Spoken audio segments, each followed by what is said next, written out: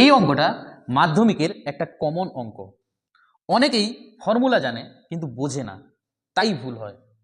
চলো দেখি। এখানে দেওয়া আছে u i equal to xi minus 35 divided by 10। এখানে a ইকুয়াল টু কত, assume mean 35, h equal to কত, ক্লাস ইন্টারভেল 10। এবার আমরা স্টেপ ডেভিয়েশনের ফর্মুলাটা জানি। কি জানি? আমরা জানি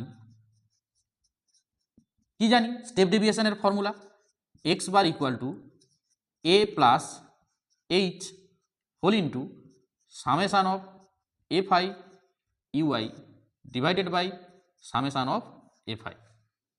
এবার শুধু মানগুলো বসাবো।